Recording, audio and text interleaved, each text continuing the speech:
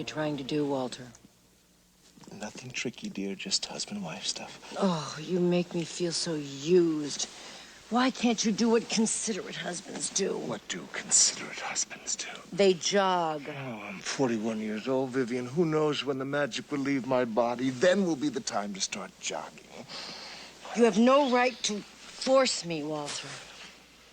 The Bible says, woe unto the wife who turneth her back on a horny spouse. The Bible doesn't say that, Walter. It did a long time ago. It was edited out by a lesbian translator. Vivian, I warned you. Walter, you're scaring me. Oh, nothing to be afraid of, sweet baby. It's just an old friend coming for a visit. Open the door. Walter. I said open the door. Buenos dias, Bianca. Buenos días, señora Whitney. Ponga la bandeja en la mesa.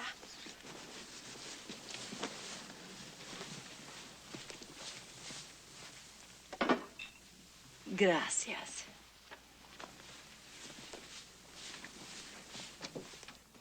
Who the hell was that? That was Bianca, the new housekeeper. The new housekeeper. Where's Estelle? Walter, I had to fire her. I liked her. She kept forgetting her place. Bianca just arrived from Guatemala. Everyone's importing them from Central America these days. They don't resent being treated like servants. Why don't you import a husband who doesn't mind being treated like a servant? That's what I feel like I don't really belong. Walter, you know how uncomfortable I get when you just barge into the bathroom. What are you ashamed of, Vivian? What is there to see that I haven't already seen? I mean, whether you want to admit it or not, I've seen you naked, Vivian. I've even laid you, Vivian. Must you use language like this in the bedroom, Walter? This is not some cheap bar. I could get more action in a cheap bar than I get here. Good morning, Mother. Good morning, darling.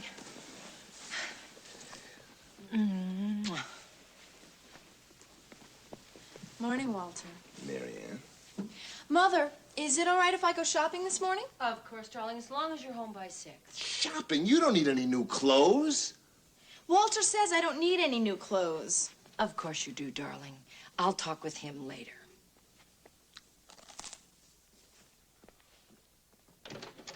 You committed a moral crime this morning, Vivian!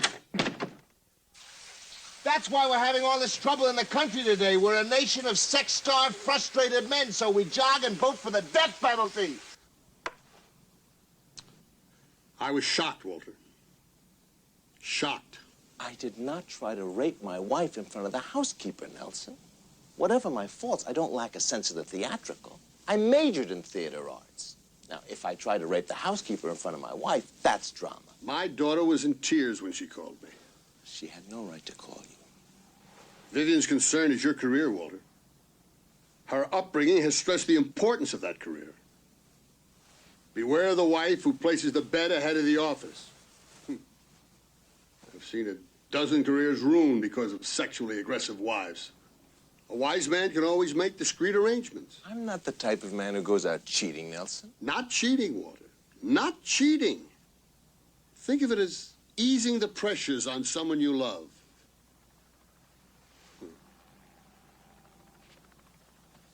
You're a lucky man, Walter. Then why don't I feel lucky? Vivian, Marianne, there's something wrong, Nelson. I feel like I've blown up this beautiful balloon, but I'm on the inside. I'm lonely. Learn to trust unhappiness, Walter. You and I have shared many secrets. I'll share today's secret by forgetting it. Go throw yourself into your work. I've never seen a happily married executive that was worth a damn. No, thank you. Hold on, please. I'll see if he's in. Oh, Mr. Whitney, there's a young man at reception who wants to see you, Roger Porter. I don't know Roger Porter. Mr. Whitney, he says to tell you he's Lorraine Porter's son. Have him set up.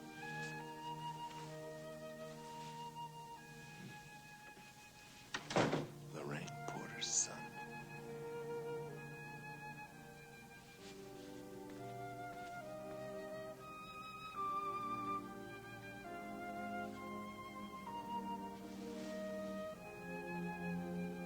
Lorraine.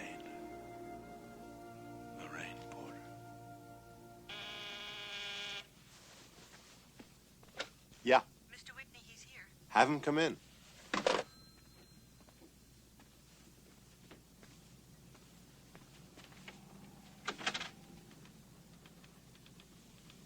Lorraine Porter's son?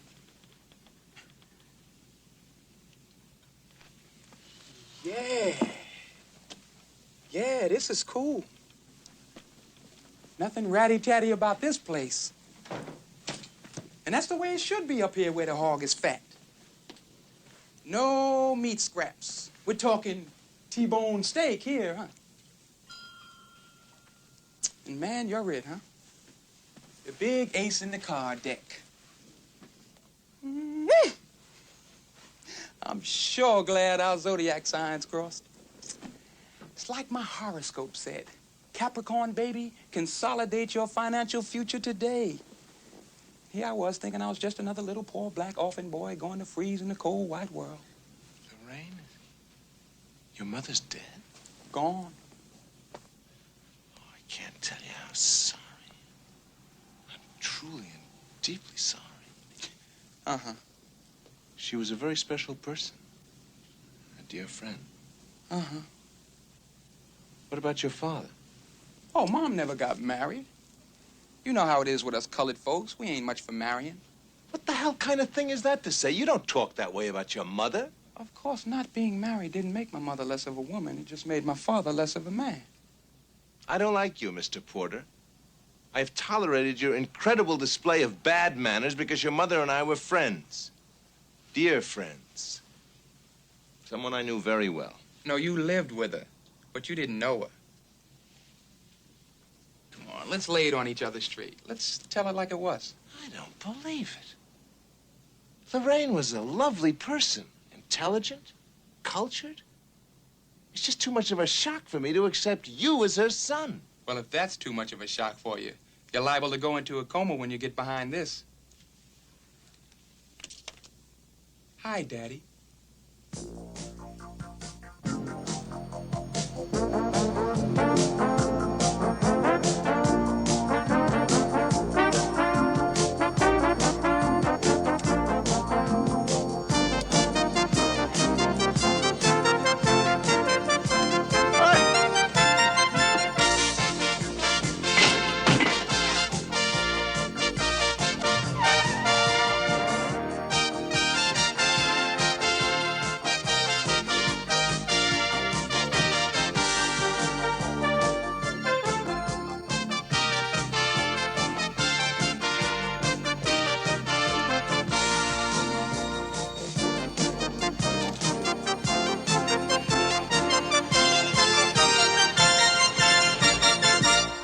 Your son?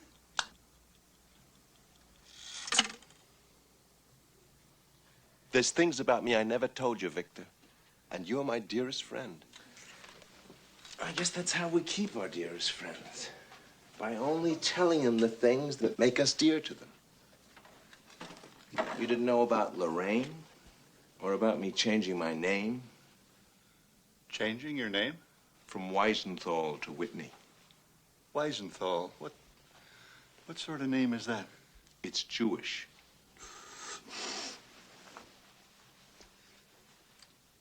You better have a drag. You'll feel better. It's too late. Too late. Oh, come off it. You're not in that kind of trouble. I'm Jewish, my son is black, and my lawyer smokes pot. Don't tell me I'm not in trouble. Hey, it makes me feel better and does not affect my judgment. I delivered the valedictorian speech at Harvard, completely stoned. Okay. Get me out of this spot, Victor, and I'll keep you in grass the rest of your life. Okay, you provide the facts, I'll provide the solution. Now, who knows you changed your name? Just Vivian and her father. It was his idea. And who knows about Lorraine? Just Vivian's father.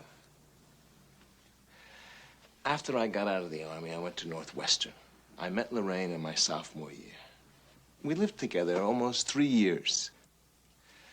And after I graduated, I came here to Unilektron as a copywriter. It was going to be temporary until I made enough so that we could get married. Married?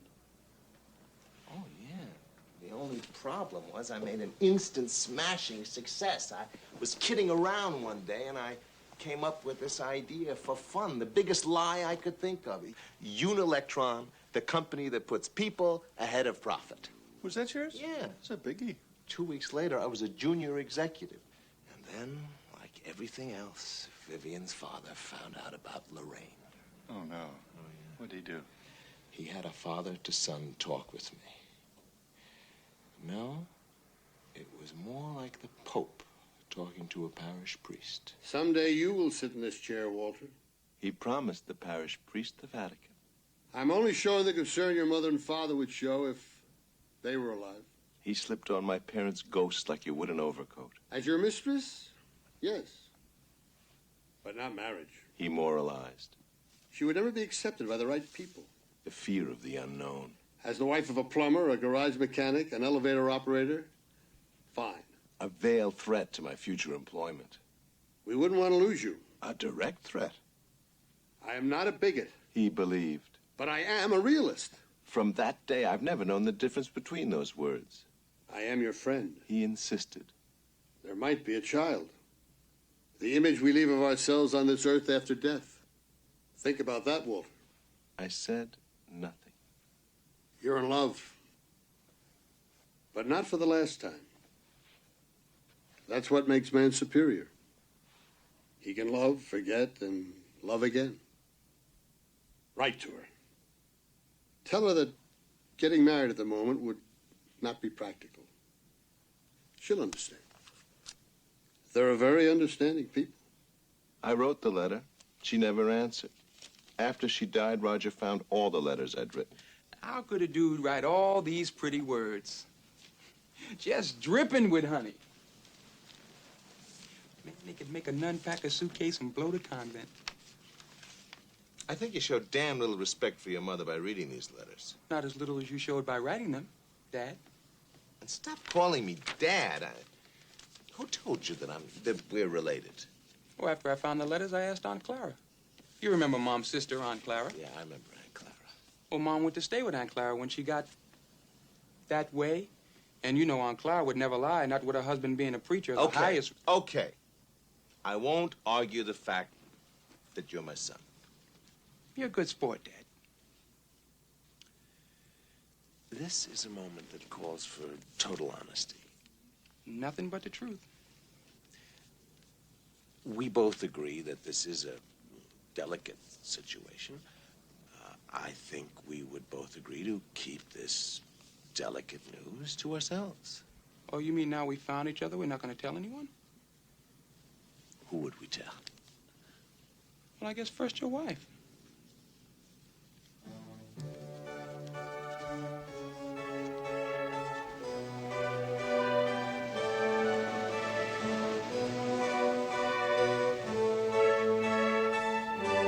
Stop following me.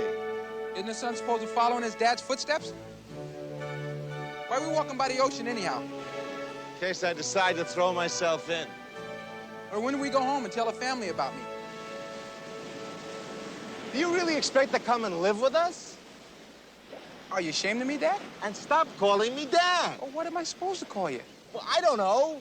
Whitey, Honky, Mr. Charlie, anything but not Dad. Not right now. Something I'm gonna have to get used to. Slowly. If ever. Good morning, Whitey. Hi there, Honky. No, that's no way for a boy to talk to his father. It sounds disrespectful.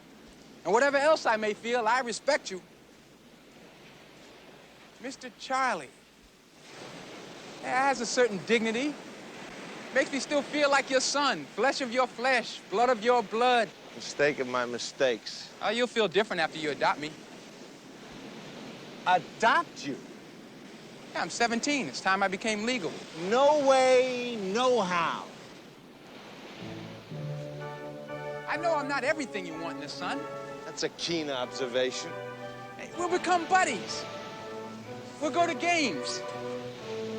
We'll go fishing and hiking. We'll wrestle on the floor together. We'll become pals. You can teach me how to build a model airplane. I'll show you how to pick a lock. You take me to a Chamber of Commerce meeting, I take you to a Third World Liberation meeting. Why are you doing this to me, God? There's this boy who claims to be your son. He is my son. I think a judge is better qualified to make that decision. I can't deny it. Not because he's my son, but because Lorraine was his mother. You know, I loved her, but I really can't remember what she looked like. We used to laugh a lot, but I can't remember what about. There were so many moments. It was so long ago. Oh, God. To be young again with a lover that says yes.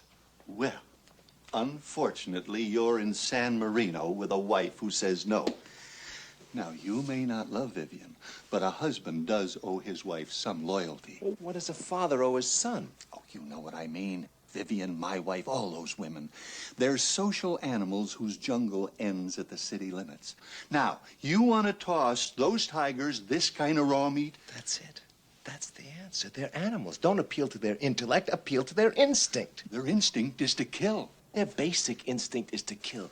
What about their baser instincts? Envy, ego, false pride. What are you talking about? Let Vivian adopt without ever knowing. Let it be her victory, not my defeat. Take in a colored orphan for the summer? It's an experimental program to show underprivileged kids a better way of life. But if they see a better way of life, they're going to want it permanently. Oh, why give them false hope? It seems so cruel. No more cruel than busing, and you accepted that? Only because it didn't affect Marianne. Oh, Walter, why us? Why must you get us involved in something like this? We owe it to them, Vivian. When will we stop owing? They already have welfare, low-rent housing, special job programs, and 4 of their own television series. When will we stop owing and be even? Vivian is just for the summer vacation. We'll be the only family in San Marino to have one. That's what disturbs me. Disturbs you? Cynthia Robbins will be so green with envy, she'll probably go out and adopt one. That's true, isn't it? What about Gloria Pitcairn and Elizabeth Webner? You think they'll let you and Cynthia get a step ahead of them? Even if they all go out and adopt colored orphans for the summer, it won't diminish the fact that you did it first. Like the heart transplant. No matter how many doctors do it afterwards, it's always Dr. Christian Barnard who will take the credit. You'll be the Christian Barnard of compassion.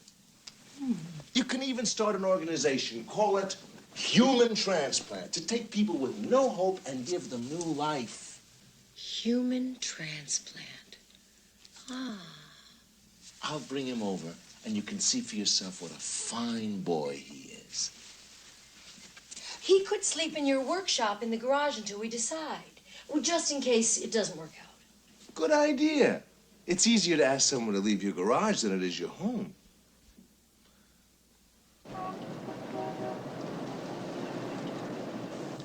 I just don't dig it, Mr. Charlie. I mean, the way you're getting me to be family, this whole adoption bit, me sleeping in the garage. I told you, it's just temporary. Well, it just don't seem right, making believe I'm an orphan. You are an orphan. No, I ain't. I got a daddy. Don't I, Mr. Charlie? Get your feet off the seat. This is a Rolls Royce, not a bus. Hey, will I get the rolls when you die? It belongs to the company. It'll probably go to Marianne. Oh, you like Marianne more than you like me. Far, far more, and I'm not very fond of her. Would you stop playing with that telephone? Are you going to high school, Roger? Uh-uh. When did you leave?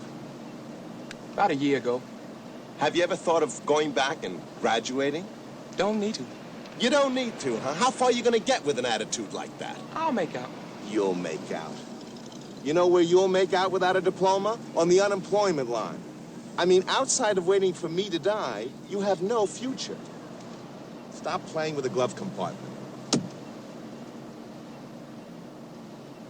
You belong to a golf club, don't you? What about my golf club? Well, I can join it, can't I? Only as a caddy. Oh, you mean they don't have no black members? None. Makes you proud, doesn't it, Mr. Charlie? What makes me proud? That the first black to join the club will be your son?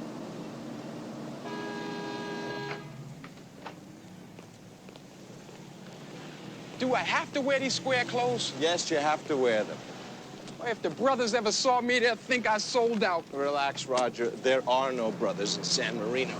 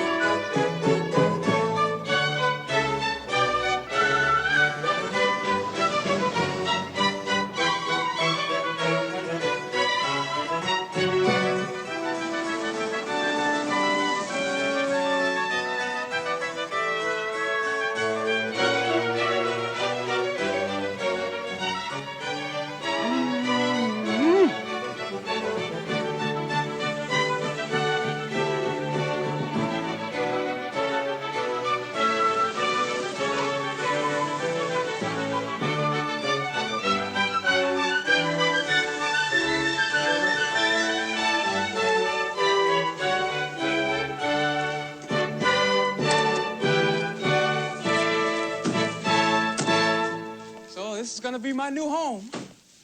All right. Just the garage. I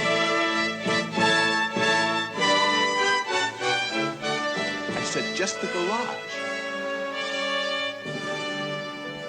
So this is Roger. Mr. Whitney has told me so much about you. Welcome to our home, Roger. Thank you, ma'am. It's an honor. My, what a fine-looking boy. You were right, Walter. I was worried over nothing. You're just in time for dinner. Walter, will you tell Mary Ann that we're expecting her? Roger? We're having chicken for dinner. I just love chicken, ma'am. I know you do. I had Bianca prepare especially for you. We want you to enjoy your stay with us, Roger. Thank you, ma'am. You don't have to call me ma'am. Just Mrs. Whitney. Mrs. Whitney? Thank you.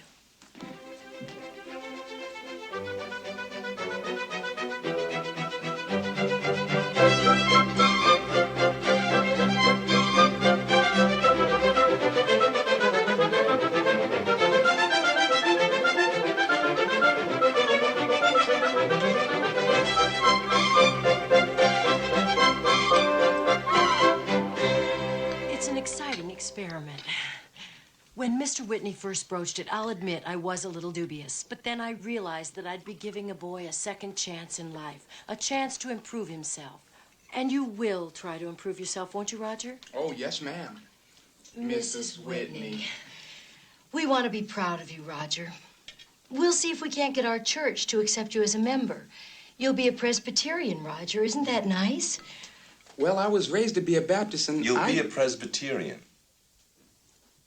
About your schooling, Roger, how far along are you in high school? I don't go to high school. We'll give him remedial schooling and then a job training program. Excellent. This is going to be an exciting summer, Roger. Well, what do you think, Mary Ann? Shall we adopt Roger for the summer? Have you ever been arrested?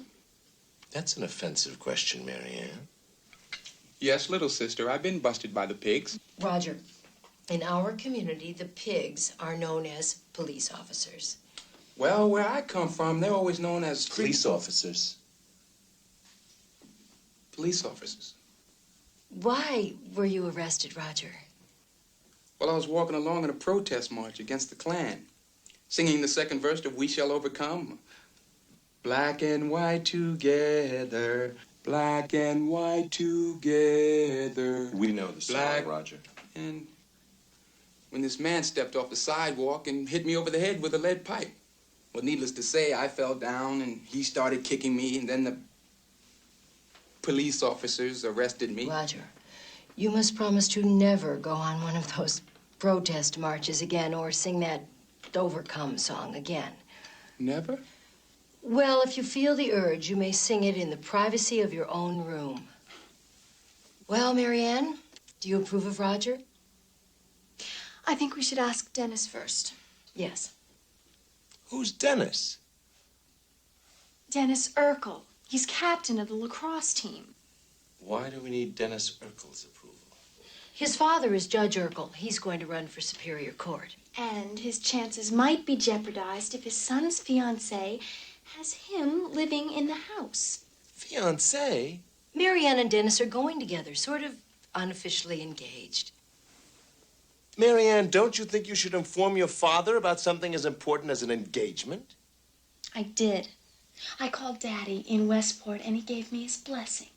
Not that father. Me, your legal father, Walter Whitney, who's clothed, fed, and housed you while that drunk in Westport hasn't even bothered to visit you in 2 years. Mother, I will not sit here and have Walter slander my father.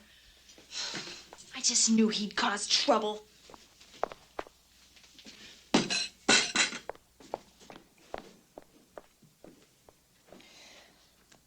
We are all a bit upset. I think perhaps it's best we wait until morning before taking a vote. Vote? What vote? On whether to take Roger into our home. We discussed all that, Walter. I never agreed to a vote. It's our decision, just yours and mine. Please, Walter, I don't want to argue the point. I didn't take a vote when I adopted Marianne. She is my natural child. It was the only decent thing to do. By that logic, if he were my natural son, I'd have every right to expect you, my wife, to accept him. Don't make ludicrous parallels, Walter. No, I mean it, Vivian. If Roger were my son, you'd accept him? Yes, Walter, if he were your son, of course. All right, Vivian. I will let you be as good as your word. Roger is my son. I don't find that very amusing, Walter. Neither do I, but it happens to be a fact. That can't be. He's, And so was his mother. This is really your son? Yes. Your natural son? Yes. Oh, my God. And to think I was going to let him live here. You promised to accept him just as I accepted your child. You tricked me. Vivian, don't listen. touch me, Walter. Don't ever touch me again. You're getting hysterical. God will never forgive you for having a black child. How do you know, Vivian? Maybe he'll be pleased. Maybe God is black. You will burn in hell for saying that, Walter. Deep in my heart, I do believe. Will you stop singing that song? We shall overcome someday. Mr. Charlie, I got a feeling you better start learning the words.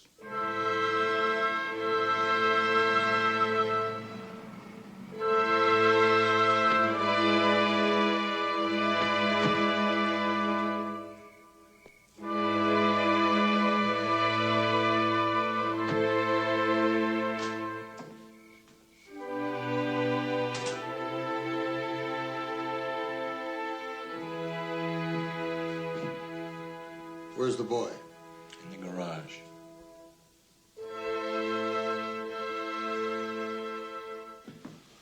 Vivian? Upstairs with Dr. Bristol and Reverend Hayworth.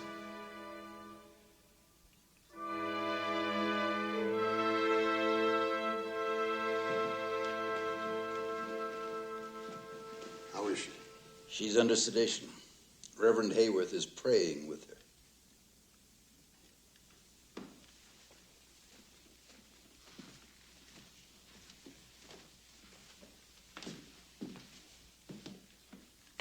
I even had to give Marianne tranquilizers. I've been the Longhurst family doctor for 40 years. I delivered Vivian, and to see her in this state of shock is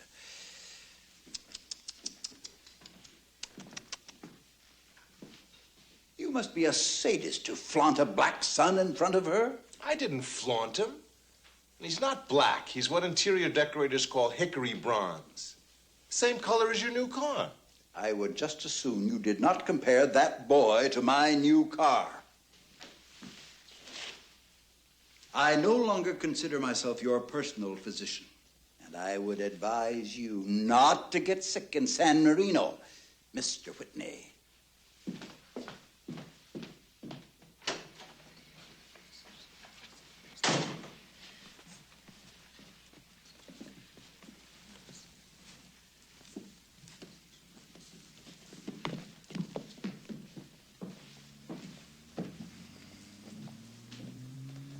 Your father-in-law wants the family to spend the night at his house. I don't see God's book around, Walter. I'm sorry. Sorry is for those seeking forgiveness. Are you seeking forgiveness, Walter?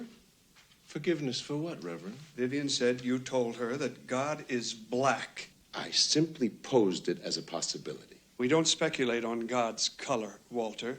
If you ever want Vivian to speak to you again, go upstairs and tell her that God is white.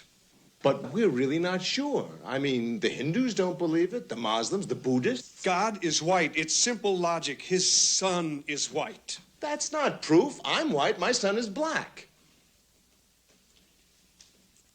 I'll pray for you, Walter.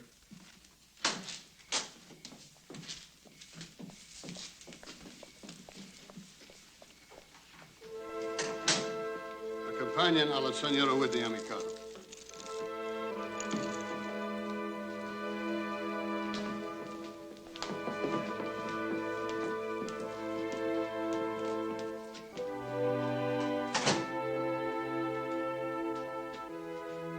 Walter, this is the most critical night of your life.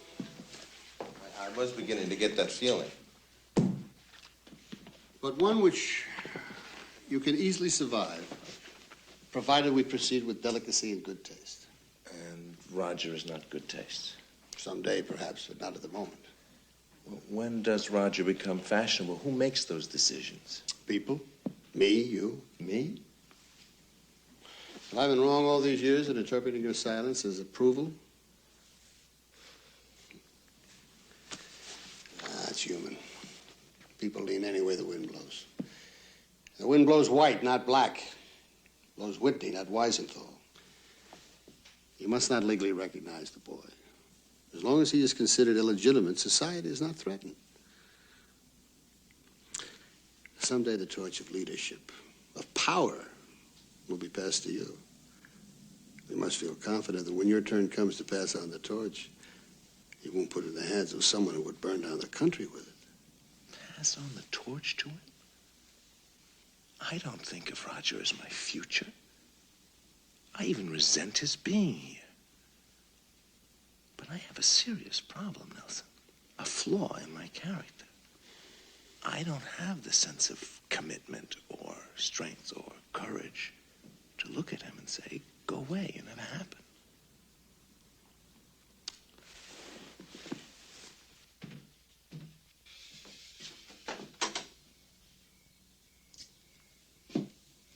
Walter, you were like a son to me. But as you well know, having a son can turn out to be a bitter disappointment.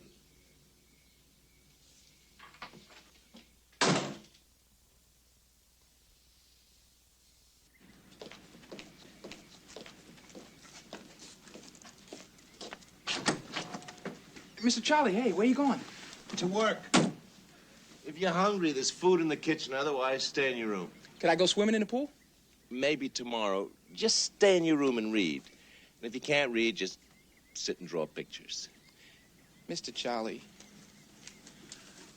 I want you to know that no matter what happens, I'm behind you. 100%. You can even rub my head for good luck. I don't believe in superstitious myths. Oh, there's no myth about black people changing your luck. Well, you only met me yesterday, and already your luck has changed, hasn't it? I never thought of it like that. Get your hand off the card.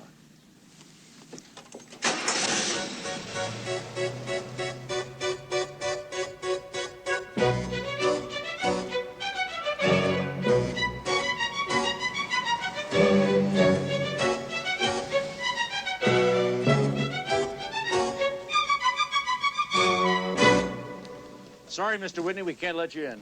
Can't let me in? Orders from the man upstairs. I'm the man upstairs. Mr. Longhurst gave the order. Yes, sir. We also got orders to confiscate your car. My car? Yes, sir. It's company property. This is outrageous. Hello. I'd like to call my secretary. You don't have a secretary anymore, sir.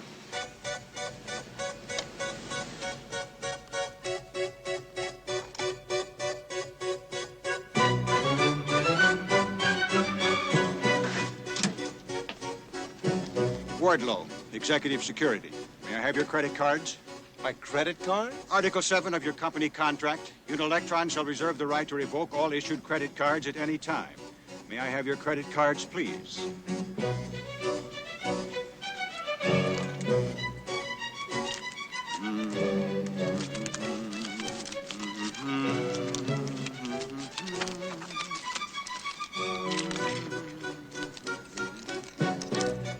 Thank you, sir.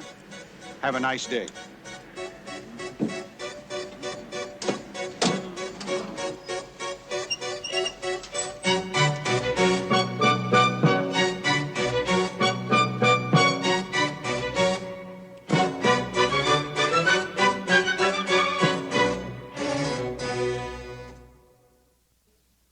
And then he took out these scissors and cut me in half. You don't know what it's like to see yourself lying there on the ground. Roger, Mr. Charlie, has anyone been around this morning?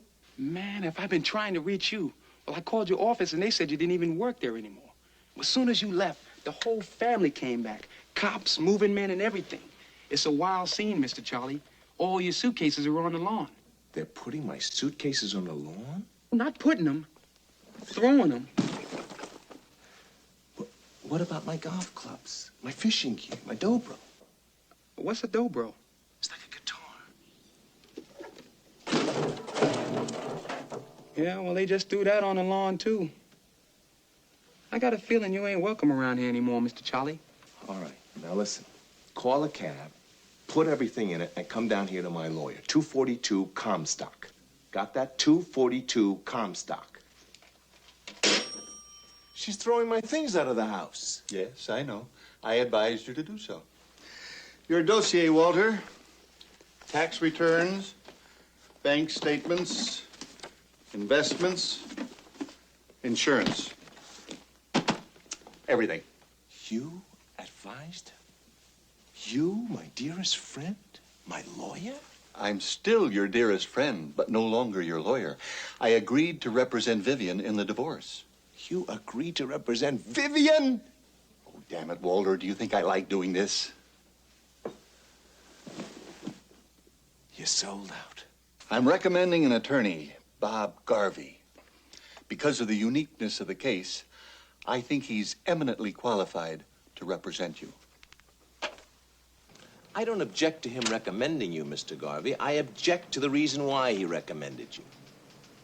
They're not going to get away with this. I'm going to fight. Fight, Mr. Whitney? Fight with what? Money. I've got money. Oh, you mean you have other funds that aren't listed here?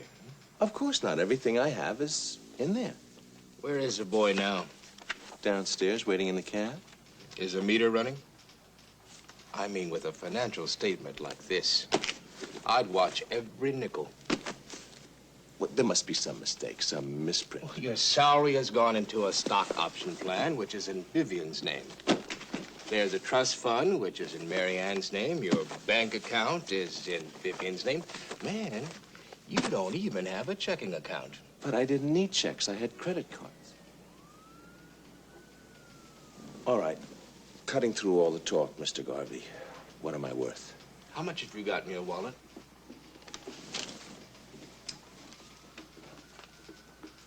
$68. You mean that's it? That's it, baby. I'm worth $68. I know it's a very old cliche, Mr. Whitney, but you still got your health. $68, who wants it? Well, until we get them into court, you can always collect unemployment. I can't. Not unemployment. That's what they want to do, break me. Well, I'm not going to give them the satisfaction. They're never going to make me crawl, never. And stop smiling. Even you're beginning to irritate me. I'm sorry, I didn't mean that. Oh, you don't have to apologize. Social menopause is a very difficult time for a man. Social menopause? Yes, you're going through a change of color, Mr. Whitney. You don't want to play the game as a white man, so they're going to let you watch it as a black man.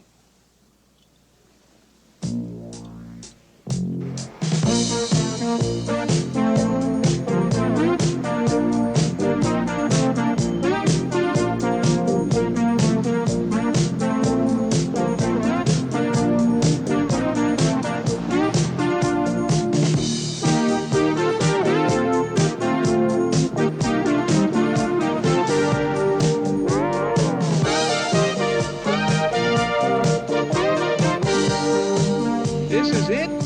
It's got no swimming pool. Maybe they got a tennis court in the back. Stop complaining. They got TV and free ice. I paid $22 and checkout time is noon. There'll be no dope, no parties, no fighting. Only people allowed in the room is them that paid for it. Sounds fair enough. Here you are. Okay, room 13. And if I give 3 short rings on the telephone, that means the Vice Squad is here. The Vice Squad?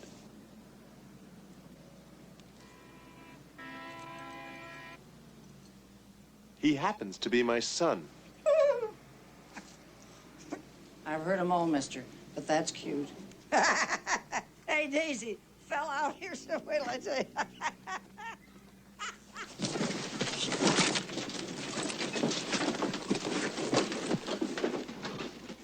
Hey, you have to put a quarter in to make it work. They only promise free ice cubes. I don't like ice cubes. Stop whining and eat them. Will you stop banging that set? I gotta watch Starsky and Hutch. We can't afford them. Well, maybe some quarters will come out. Roger, we do not steal. It ain't stealing. I'll put the quarters right back We in. do not steal, Roger. Sorry, Mr. Charlie. Just seemed like the natural thing to do. Then we will have to control our natural instincts. Who told you to take that bed? Well, I can't sleep on a narrow bed. Neither can I. Well, if I don't get enough sleep, I wake up with a headache. Your health is expendable. I'm the one that we gotta keep alive. That bed is mine. I got it first. All right. We'll let reason prevail. We'll split the room in half. The space between the beds shall be the dividing line. Each man's half shall be his, where he can do as he pleases, and into which the other cannot cross without permission. Call it. Heads. Heads. Take that bed and I'll take this. I sure hope you get a good job so we can find a decent place to live. Don't worry about me. I'll get a job. I've got friends.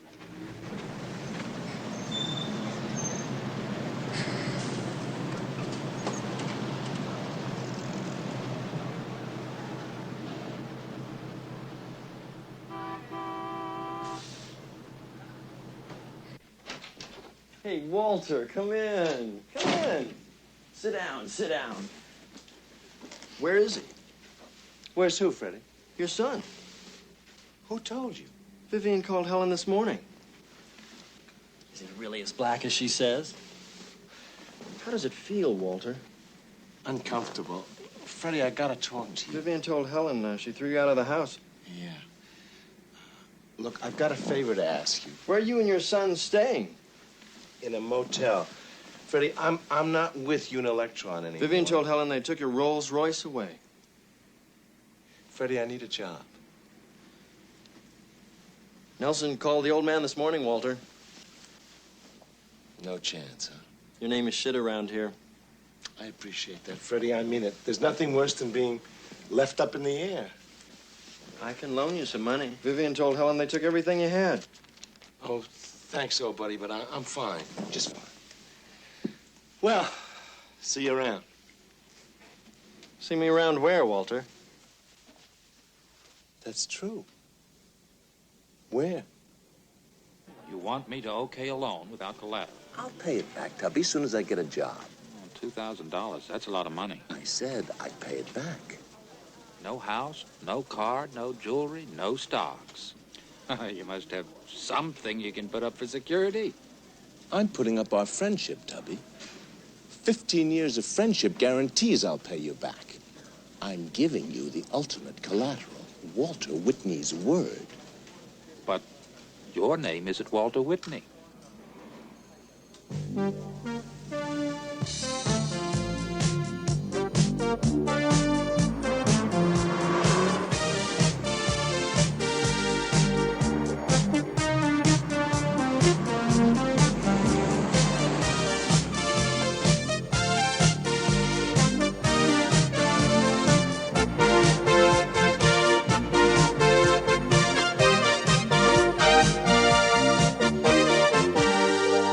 $7.65 for food. 25 cents for the paper. Bus fares, phone calls, lunch, $22 for the room. We're down to $30. $22 again for the room. Tomorrow, phone calls, buses. And it's kaput. Eat, enjoy. This may become known as the second last supper. What's this? Cream cheese, bagel, and lox. Oh, what's lox? Smoked fish. I don't think smoked fish. Shut up and eat it. It's soul food. This is soul food? To my group, yes. You know, you're not the only people who have soul. That sandwich is the result of 6,000 years of suffering. I don't understand. Don't understand what? Well, if you're that loyal to a sandwich, how come you changed your last name? None of your business, Roger. Well, being that your name is my name, too, I just wanted to know what I should call myself. I mean, after you make me legal, will I still be Roger Porter? Whatever makes you happy. Roger Whitney. Yeah, that's style. Sounds like I belong. Roger Weisenthal. Nah, I don't feel right. I could just see everybody saying you don't look like no Weisenthal. Hey, where you going? Out. You coming back? Unless I get hit by a car or struck down by lightning. But knowing my luck, I'll be back.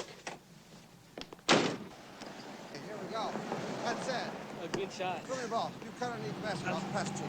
There you go. Go. No. Okay, Dad. Try one more. I'll get it. Here, throw it here. What? Cut underneath the basket. Okay, right now? Okay, here you Okay. go. There you go. Okay. Here, I'm going to throw it. I'm going down in the corner and cut down here. You want me to throw it to you then? You Yeah. shoot it?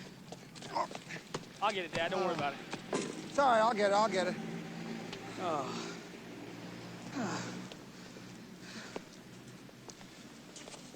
Is that your boy? Yeah. What is it? He's about 17, right? Uh-huh. He's a pretty good ball player. Not bad.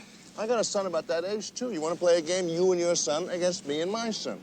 3 baskets win, we'll play for $5. Okay, you're on. Be back in 5 minutes. Okay.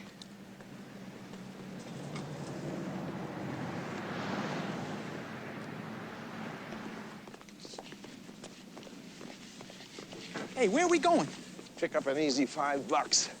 Just hope those 2 turkeys haven't left yet.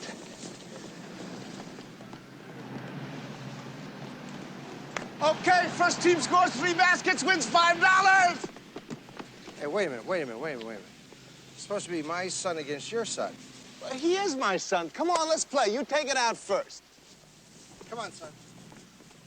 Okay, Dad. You didn't tell me we were going to play basketball. Don't slam dunk it right away. It'll scare him. Listen, Mr. Charlie... Roger, just do what comes naturally. Come on, fellas, let's play.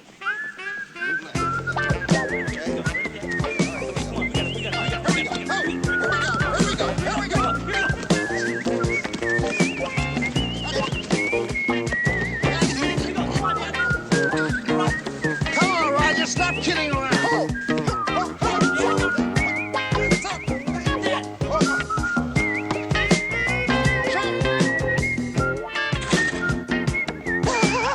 That's one! You stop clowning around. What? I didn't even get a chance. Come on.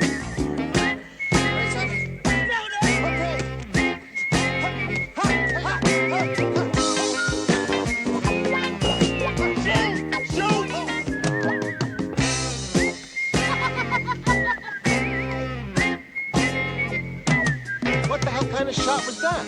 It's the best I could do, Mr. Charlie. That's the best you can do? $5. We blew 5 big ones. I have to be the father of the only black kid who can't play basketball. You didn't have much luck finding a job, huh? Look, jobs at my executive level are not just floating around. But don't worry, I'll get work somewhere. I heard about a place today at Lincoln and Seco where there's jobs for hardcore unemployables. I am not a hardcore unemployed. You go there in the morning, right? And guys come by on trucks looking for dudes to do odd jobs.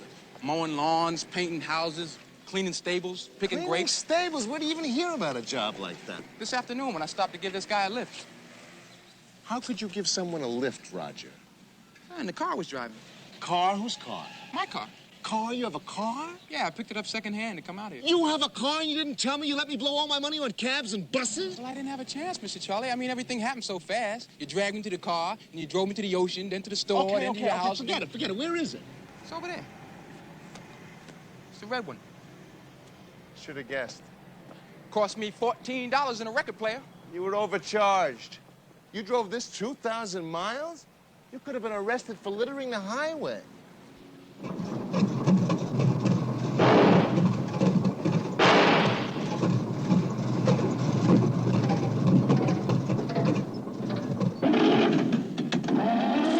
you hear that engine? Needs a tune-up. It's a menace. Needs walking. No, it doesn't.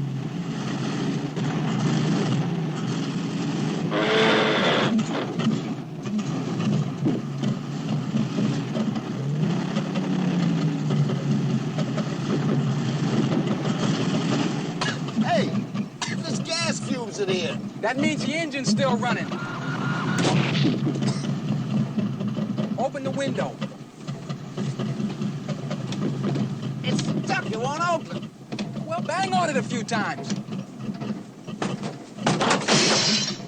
Hey, what are you doing to my car, man? Your insurance will cover it, won't it? What the hell was that? I don't know. We may be on fire. On fire? That dude on the bike, yell for him to get out of the way, because once I get rolling, I can't slow down. Blow your horn. Don't have one. Don't have one? Yeah. Out of the way! Out of the way! We've got no brakes! Out of the way! We've got no brakes!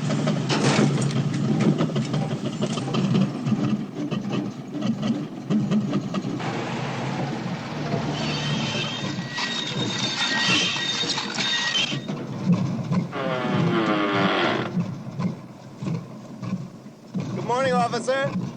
Get the hell out of here.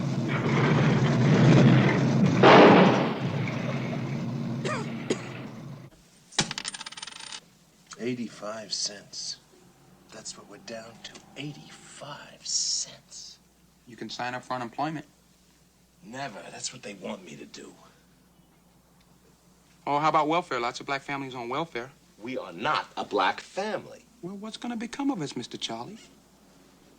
I don't know. I never thought it'd end up like this. Eating sandwiches in a cheap motel. I came to California figuring I'd live in a mansion. Look where you dragged me. Where I dragged you? I thought you'd take better care of me, that's all. I'm doing the best I can. I've been turned down by every corporation in town. So we're talking wall here. We're doing what? I mean, they really got you up against the wall. Oh, yeah. That's it. What's it?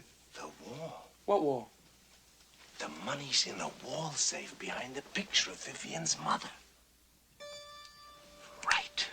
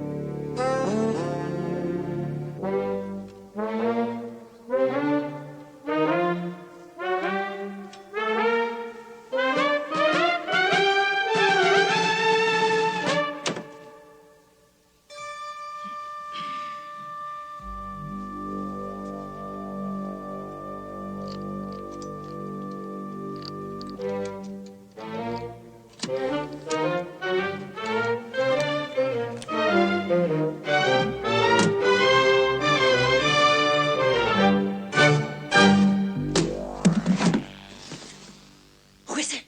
Who's there? Don't hurt me. Take what you want. I know what you're going to do. I know I can't talk you out of it. I can't stop you. I'm all alone. My husband isn't here. I'm defenseless. All right. Go ahead. Do what you're going to do and leave. Just go ahead and get it over with.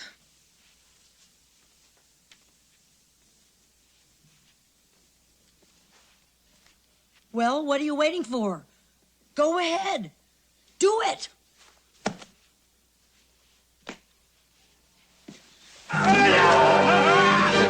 17 years of marriage, and the only memorable night with my wife was the night I came in as a burglar. She was like a wild woman. And you know, if she'd have known it was me, she would have gotten a headache. Roger, Mr. Charlie. Roger, remember that place you mentioned? The place for the hardcore unemployables. Yeah, it's on the corner of Lincoln and Seco. But it's not that easy to get a job there either. I mean, there's lots of competition. Stop worrying. I can hold my own with any misfit.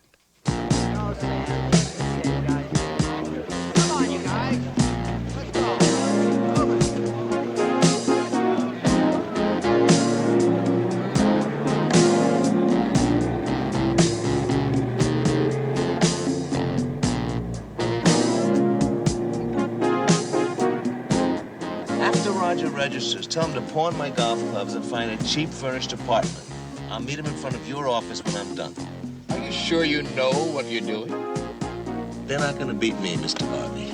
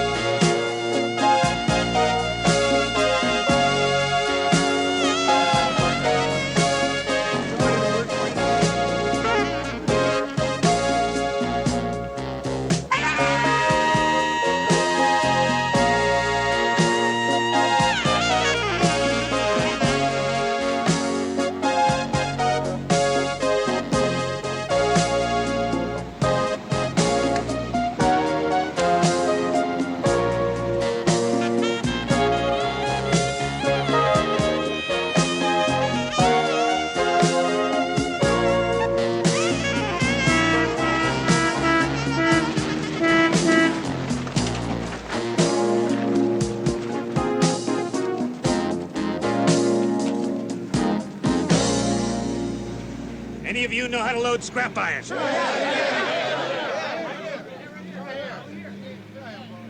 right, you in the blue cap, across to the white cap. Hop in the back of the truck.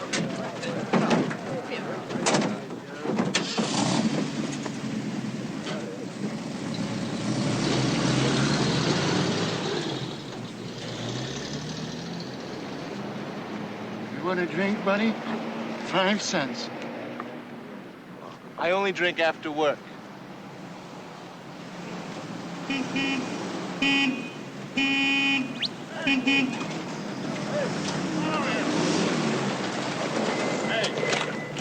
Any of you turkeys ever work in a rock quarry? Yeah? All right, get on. You? Yeah, you. Come on, get on. All right, sit down and hang on. Money in?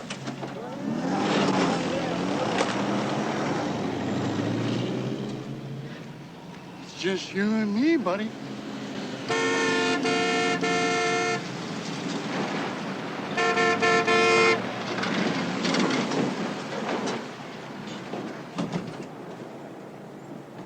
Either you stiffs know how to clean stables?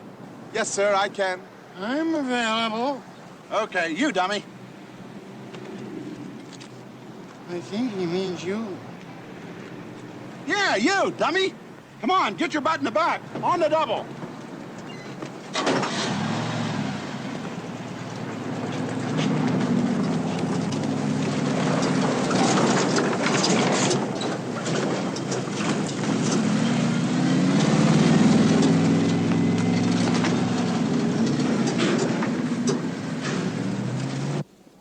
Shovel each and every one of these real clean.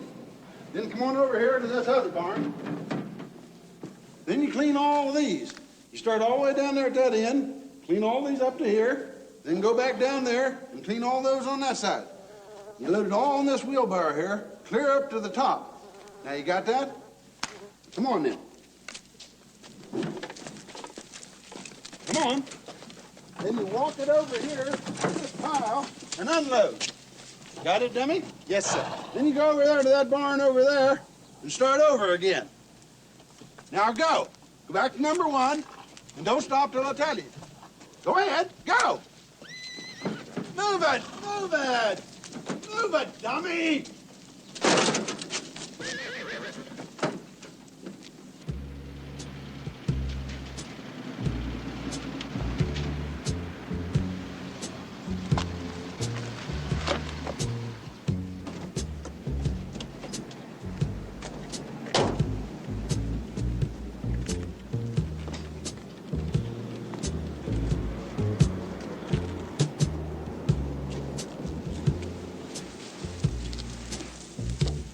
2 stalls. You're okay, dummy.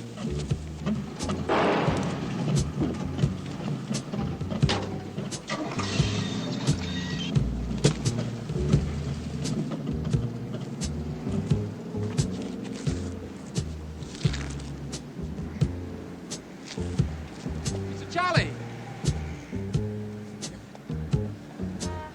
Mr. Charlie? Hey, I went to wait for you down at Mr. Garvey's office, but when you didn't show up, I came here.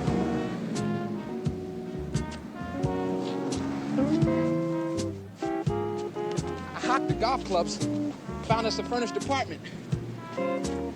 Wasn't easy, but I found one.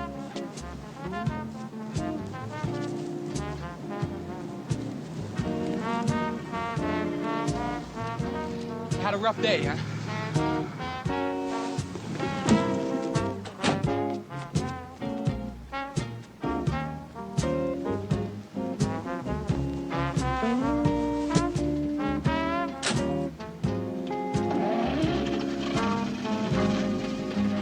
Once I lived the life of a millionaire, spending my money, I didn't care. Carried my friends out for a good time. What was like liquor, champagne and wine. When I began to fall so low, nobody wants me round that door. If I ever get my hands on $1 again, I'm gonna hold on to it till them Holy Ghost scream. Nobody knows you when you're down and out. In my pocket, not one penny, and my friends I haven't any. If ever I get on my feet again, then I'll find my long lost friend. It's mighty strange, without a doubt. No man can use you when you're down and out.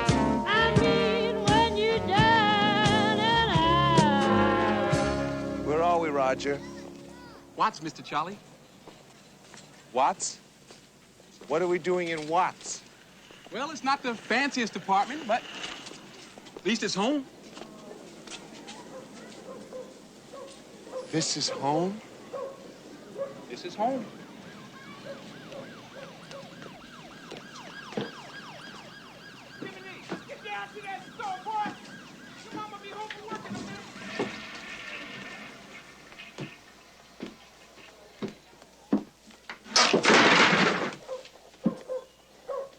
Hope we don't have to pay for that. I don't mind living in Watts, but do we have to live in the poor section? The lock sometimes gets stuck. Which in a way is good, because you can hear anyone trying to break in. Who'd want to break in? This is a furnished apartment. This is terrible. Terrible. Oh? The better places wanted first and last month's rent. I only got $35 for the golf clubs. $35? That was a complete set of McGregor clubs. Where's the bedroom, Roger? Oh, it pulls out. Or one of us can sleep on the couch. I thought that was the bathroom. Yeah, I did too at first. Where is the bathroom, Roger? It's, down the other end of the porch. No, never. I'm not sharing a communal bathroom. It's unhygienic. That's exactly how the other tenants feel, Mr. Charlie. That's why every apartment has its own toilet seat. Now, it wasn't easy for me to get you in here, Mr. Charlie. I mean, they weren't too happy about having a white person in the building. You're here on a trial basis. Well, I don't want to lower the standard of living. I registered at a job training center today. The only opening they had was in a class for short order cooks. Short order cook. That's a good trade. You can always get a job. Yeah, and you can save money with me doing the cooking. Now you just sit down and relax.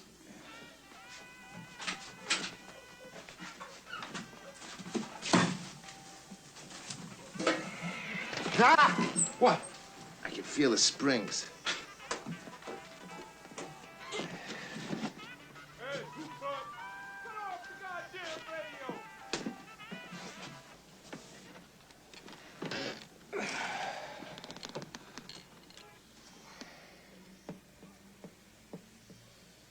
What's the carton? Just something I brought from home. What's in it? Just a lot of stuff that must belong to you. To me? Yeah, I found it in my mom's closet after she died. Oh.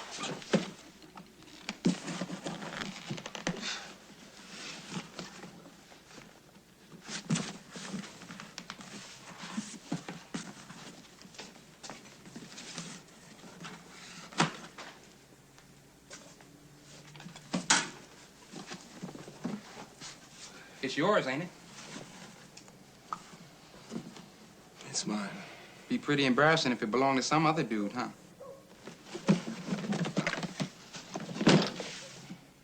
Mom was great for saving things.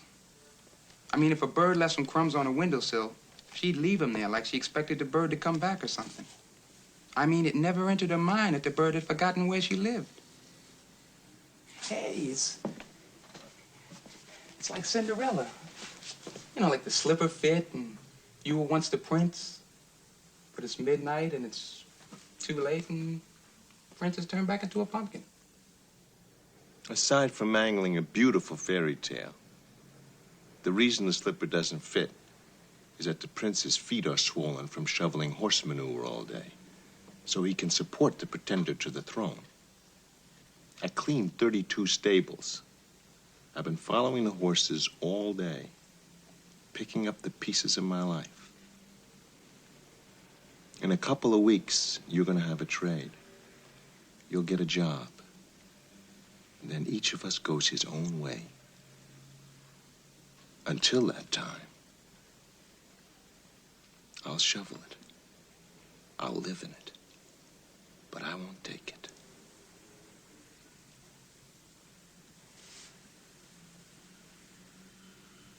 Think I'll go take a walk, huh?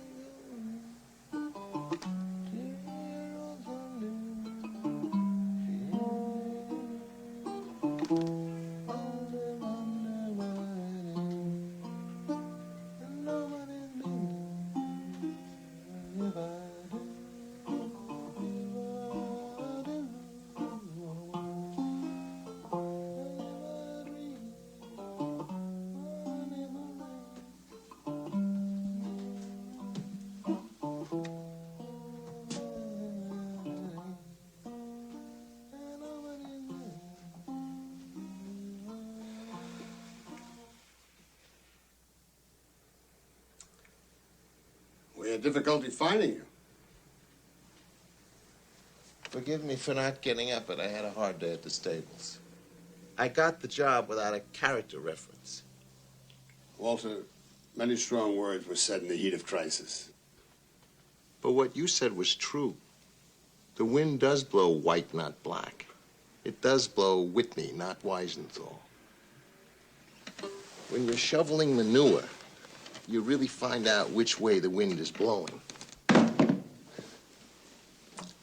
I admire you, Walter. I mean that. You've shown a determination and an ingenuity which I admire. I thought you would break, but you only bent. I respect that ability to survive. The company misses you, Walter. Vivian misses you. Come back. Come home to the people you belong with. What about Roger? Provisions will be made. A good military academy to strengthen character. Tour of duty overseas in the service of his country. And if by chance he survives? In that case, he will be sent adequate funds to permit him to live comfortably. It's a solution that will preserve your integrity, your sense of obligation, and most important, the quality of life you've worked so hard to create. I think Vivian would like to say something in private. Peace with honor, Walter. Why peace at all, Nelson?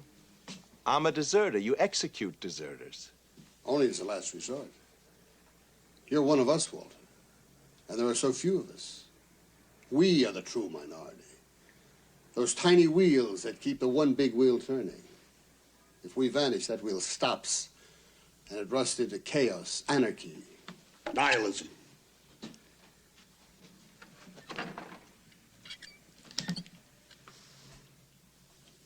All power to the people. They had it once. It was called the Stone Age.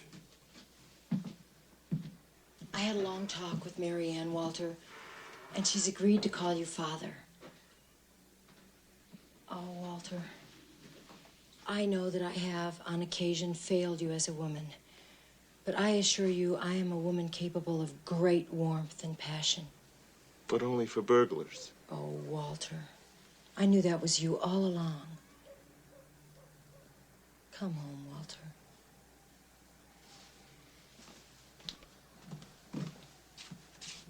I'll be waiting.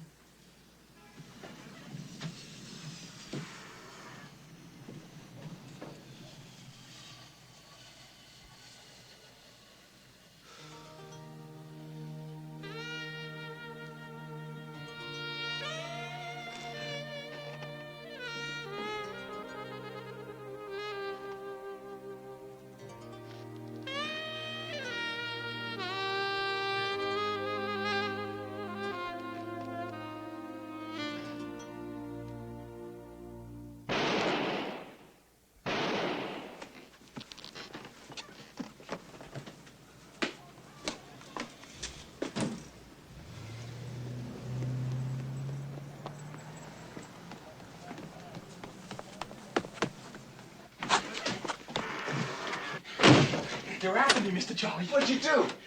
What did I do? Nothing. I'm just walking down the street, right? These dudes come up, break a store window, grab some stuff, and took off. Yeah?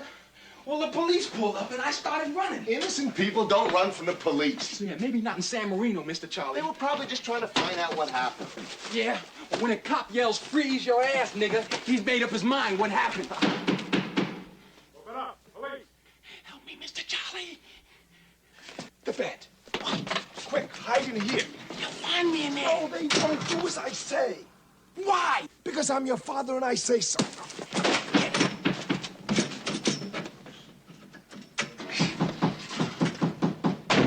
Coming! Open up.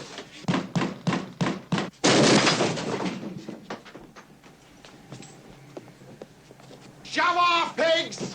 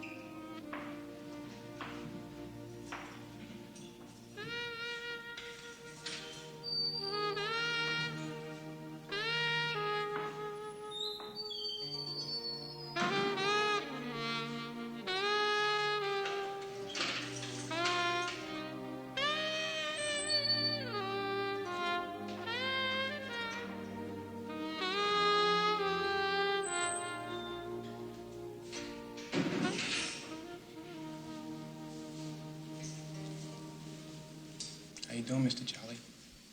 Not too good, Roger. You get points today. Got yourself arrested for me? You roughed up? Finally starting to act like a father, huh? Enough so I'll get off your back.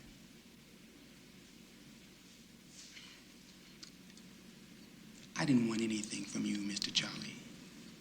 No adoption, no trust fund, nothing. I just came out here because every kid wants to see what his dad is like. I didn't want you to like me because I was your son. I wanted you to respect me because I was Mom's son. But I looked in your eyes and you didn't see Mom. You saw black. And Mom deserved better than that. You owed her more than that. I looked at you in that big office and I kind of went crazy inside. I said to myself, this is the man who broke Mama's heart. The man she spent her whole life loving and waiting for. And she died loving you, Mr. Jolly. I think you ought to know that.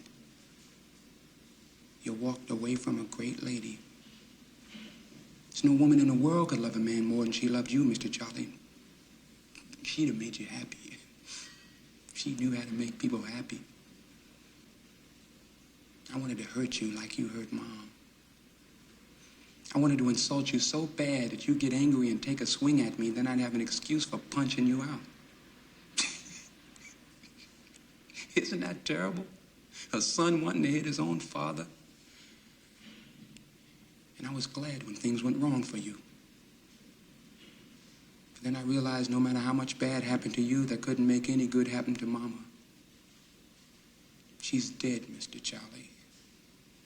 We'll never see her again, hear her again, touch her again.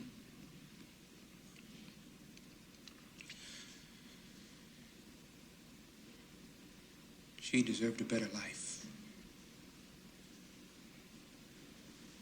You should have given her a better life. I should have given her a better life. Did you love my mom, Mr. Jolly? This is very important. Did you love my mom? Yeah. I loved her. I loved her very much.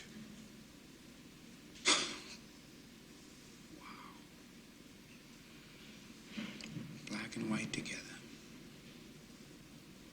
It's a lot to overcome.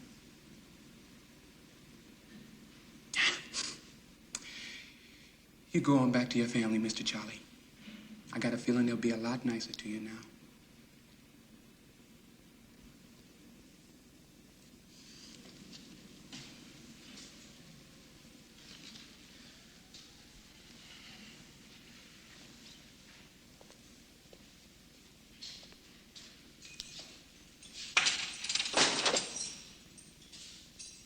So you're really not a bad guy.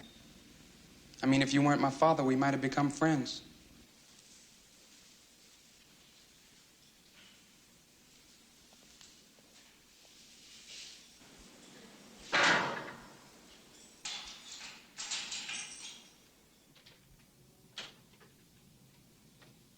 Walter. Oh, just in time for the board meeting, then lunch with the Common Market delegation. It's as though these past days never happened. Nothing's changed. Well, everything changes. Constantly. That's why we have to adapt, so we can always come out on top. Being on top means somebody's on the bottom. Well, you can't have winners if you don't have losers. Why can't we all win, Nelson? No losers? That's what life is all about. Even death has heaven and hell, winners and losers. It's hard to hate you, Nelson. You have just enough logic to give your sickness respectability. You've sentenced whole races of people to be born losers. And as the father of one, I object. Not that he was born with 2 strikes on him, but that you won't give him a third pitch to swing at. Goodbye, Nelson. You walk out this time, Walter, and I'll destroy you. When I'm through with you, you'll think shoveling horse shit is a step up.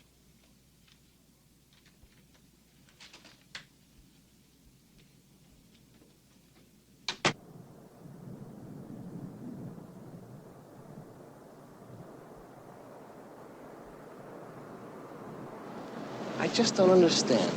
Why is he going back there? He was going to learn a trade here. What's he going to do back there? Well, the new college semester starts in a couple of weeks. Well, what's that got to do with him? He said he left high school when he was 16. That's when he graduated, Mr. Whitney. Graduated? He made me promise not to tell you. He goes to college? Roger received a scholarship from Northwestern. That's where I went. He's in his second year of pre-med. He was right, Mr. Garvey. I looked at him and I saw black. I didn't see Lorraine, what she was, what she would have brought up our son to be. I looked at him and I didn't see a college student. I saw a high school dropout. I didn't see a doctor. I saw a short order cook. Look, there he is.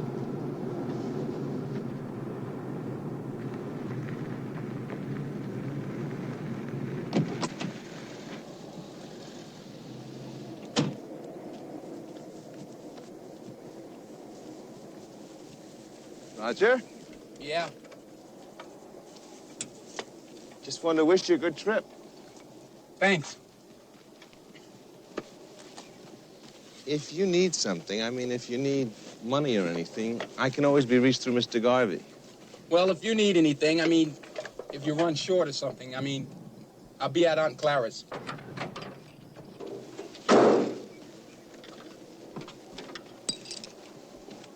Well, have a good trip, Roger. So long, Mr. Charlie. You know, Mr. Charlie doesn't sound right, not when you're saying goodbye.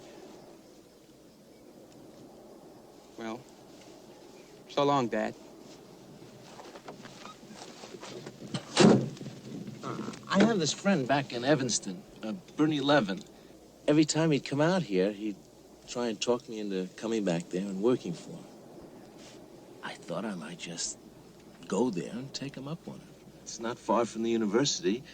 Might give us a chance to see one another every once in a while. Have dinner, talk, maybe take in a ball game. Get to know one another. I mean, maybe we'll never get to be friends, but then maybe we will. I mean, it's worth a try. Yeah. Well, have a good trip, son.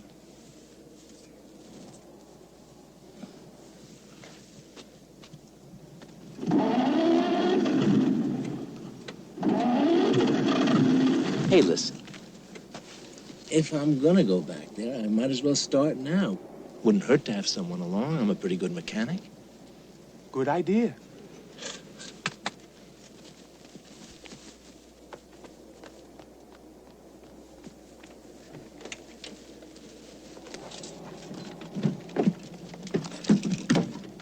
You can send the rest of this stuff to me at his Aunt Clara's. Well, all right. All right.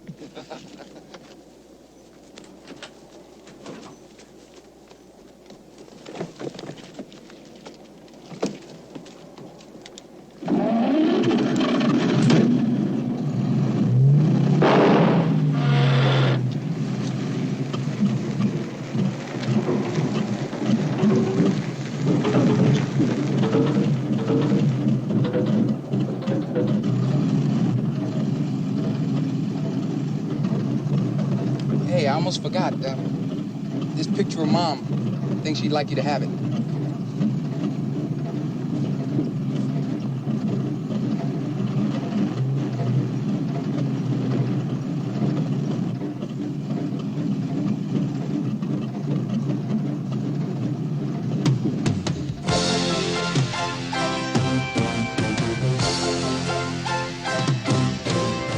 Let's take the long way home, the long way home. We'll let them believe they've lost us. Time off the talk and dream, the blow of steam. Believing the dream comes true.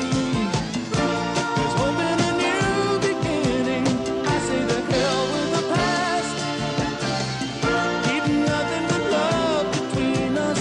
We'll take our time and save the best for the last. Closer.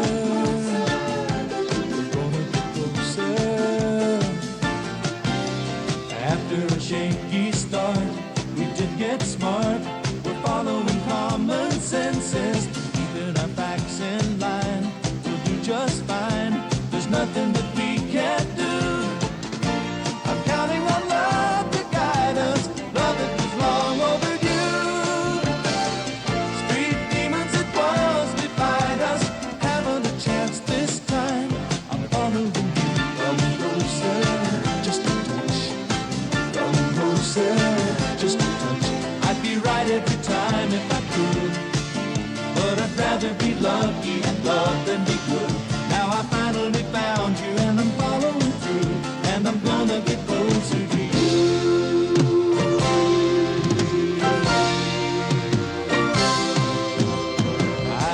lost my mind. At times I find I'm careless and do misplace it. Blame it on too much sun. What's done is done. We're working it out today. Don't tell me what stands to reason. I'm talking straight from the heart. If I wasn't foolish sometimes, how would you know when I begin to be smart? I'm closer. I'm gonna get closer to you. Sometimes the act of love is push and shove. It's known to be rough and tumble. Only the best survive. We're both alive. It's probably in our blood. It's love and it tells me something simple as sin, but it's true. That love at its best takes two hearts. Really don't mind this time. I'm following you. Come closer, just a touch. Come closer, just a touch. I'd be right every time if I could, but I'd rather be lucky at love than be good.